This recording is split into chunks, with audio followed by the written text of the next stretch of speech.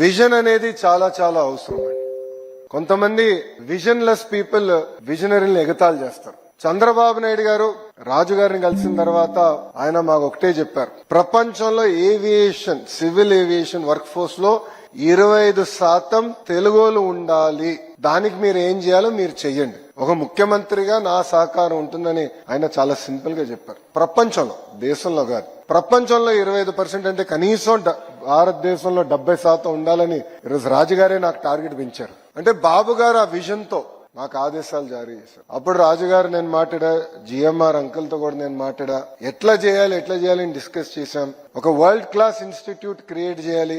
కేవలం ఏదో ఒక యూనివర్సిటీ చేస్తాం కాదు, ఒక కామన్ ఇన్ఫ్రాస్ట్రక్చర్ ఏర్పాటు చేసి, అంటే స్టూడెంట్ లైఫ్, అకామిడేషన్, అదే విధంగా మన క్యాఫెటీరియా, ఇవన్నీ కూడా కామన్ ఇన్ఫ్రాస్ట్రక్చర్ క్రియేట్ చేసి ఒక్కొక్క సబ్జెక్ట్ లో ఒక్కొక్క యూనివర్సిటీ అగ్రస్థానంలో ఉంటుంది. ఒక ఎకో సిస్టమ్ క్రియేట్ చేసి బెస్ట్ ఇన్ క్లాస్ యూనివర్సిటీస్ అన్ని కూడా ఒక ఏవియేషన్ ఎడ్యుసిటీకి తీసుకొస్తేనే మన ప్రాంత రూపురేఖలు మార్చొచ్చని ఆనాడు మేము తీసుకున్నాం ఒక నిర్ణయం. ఇది నేను ఆలోచిస్తున్న సమయంలో ఇప్పుడు కూడా బాగా గుర్తు నాకు, తెలుగుదేశం పార్టీ విశాఖపట్నం ఆఫీస్ లో నేను కూర్చున్నప్పుడు అదితి గారు ఒక మ్యాప్ తీసుకుని వచ్చారు, పెద్ద మ్యాప్, ఉత్తరాంధ్ర మ్యాప్ తీసుకుని వచ్చి, లోకేష్ గారు మానస ట్రస్ట్ కి ఇక్కడిక్కడ భూములు ఉన్నాయి, మీరు వరల్డ్ క్లాస్ ఇన్స్టిట్యూషన్స్ తీసుకురండి, వాళ్ళకి మేము ఉచితంగా భూములు ఇచ్చేదానికి సిద్ధంగా ఉన్నాం అని చెప్పిన గొప్ప వ్యక్తి అదితి గజపతి రాజు గారు.